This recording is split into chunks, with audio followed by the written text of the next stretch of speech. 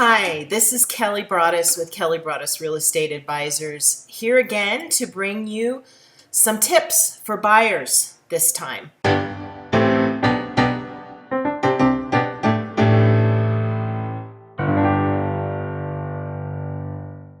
So I want to talk about multiple offer scenarios, very common in today's market.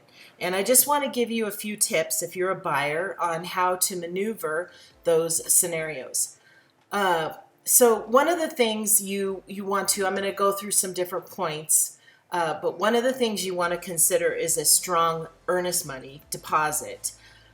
I know it doesn't make a lot of sense because it's not at risk, but for whatever reason, a strong earnest money deposit will make the seller feel that you're very serious. So you want to make it as strong as you can. It's not at risk. It will come out of it'll be part of your down payment whenever you close. So that's number one. Make sure it's a healthy, strong deposit. Then the other thing is you're going to have your agent ask the listing agent, what would work best for their seller as far as a closing date. You want to make sure that the seller is happy, because that can make or break a deal, whether the closing date is too early or the closing date is too long. So I would advise that you have your agent find out, or have me, if I'm your agent, find out. Well, I'm going to do that anyway, but we will find out what closing date will work for your offer. All right, so point number 3 would be on the topic of closing costs. So a lot of folks, they want to get their closing costs covered in the purchase price. In a multiple offer scenario, you don't want to ask the seller to pay your closing costs, because it's gonna lower their net. It's gonna lower the amount of money that they get. But if you raise the price to cover your closing costs, that is a viable possibility only if that's the only way you can purchase the house. If you can do it without, it's much better. If you're going to do a price increase to cover your closing costs, I would advise that you sign a paper it's called an additional clause addendum, and there's a check mark on there to waive your appraisal. I know that's kind of scary, but you can put a cap on it. Say, I'm willing to go up to a certain amount, but I would advise, if you're getting your closing costs paid, that you definitely do that appraisal waiver. And make sure you have the money to pay the closing costs if you absolutely have to. So that is a conversation you're going to want to have with your lender about the appraisal waiver, about the closing costs being absorbed by the price, and to make sure that if it doesn't work out, that your approval is still clean. Okay, so point number 4, don't ask for a home warranty in your purchase contract. Pay for that separately, pay for it yourself, but don't ask the seller to pay for that. It just makes it more complicated. You want to have a as clean as possible offer, and you don't want to be tacking a bunch of stuff in there that's going to give them any reason to reject your offer. So that is point number 4. Point number 5 is personal property. You know, personal property always messes up the deal. If at all possible, don't be asking for a bunch of things to convey. It just muddies the water. People get very emotional about their stuff, and so I've seen deals fall apart over the smallest things.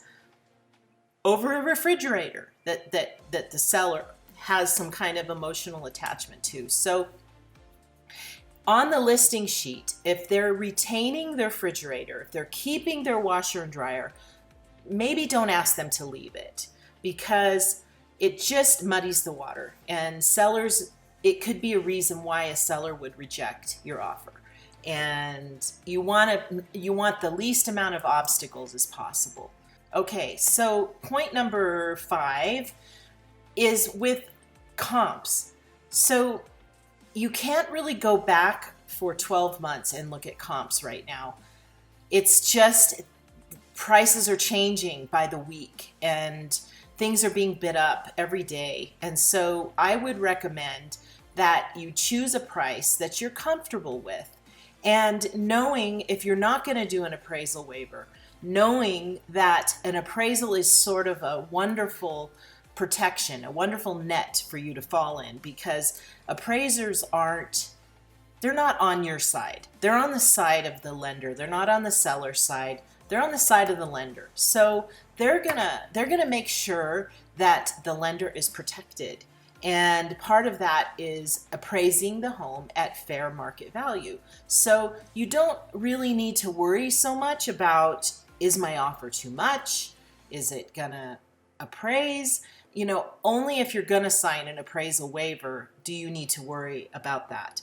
So, and another thing is, everyone is trying to get a deal, and just in our market at this current time, there just isn't any deals. You have to just realize that you're not going to get it 10,000, 15,000 below list. Unless there's some other issues going on, it's just not going to happen. So you want to keep it pretty close to the listing price, and just know that when it is appraised, you will be protected, because they're not on your side. They're not on the lender's, they're not on your side. They're not on the seller's side. They're on the lender's side. So they're going to be really protecting the lender. The price is going to be what it needs to be. Point number 7 is your due diligence period. I know that we're under a lot of pressure right now with home inspectors and termite inspectors and radon inspectors. Everybody is booked out really far. But if you have a good agent that does a lot of transactions, they usually have relationships with different inspectors, and they can sometimes get it done a little sooner than a newer agent. So you might want to think about that when you're choosing your real estate agent.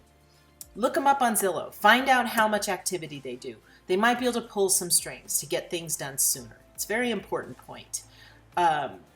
So you want to keep your due diligence period as short as possible. Talk to your agent about that. Make sure, maybe do some, talking to some inspectors. Have them talk to some inspectors before you even put in the offer, to find out if they can get it done within the allotted 10-day period.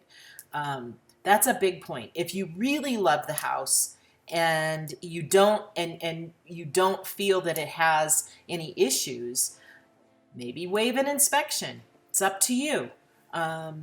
If you have that kind of background and you can see for yourself and you feel confident, that could get you the deal too. So that is point number 7. One more thing I want to talk about is that's happening right now is escalation clauses. That's another strategy for getting the house that you love. And that's something that I would be happy to talk to you about. I'm not going to talk about it here, but it's a definitely huge strategy for getting the house you love. And our team has gotten many homes for our clients with that method. So you may want to talk to me privately about how that works. Thank you for tuning in. Thank you for watching. This is Kelly Broaddus with Kelly Broaddus Real Estate Advisors, and we'll see you next time.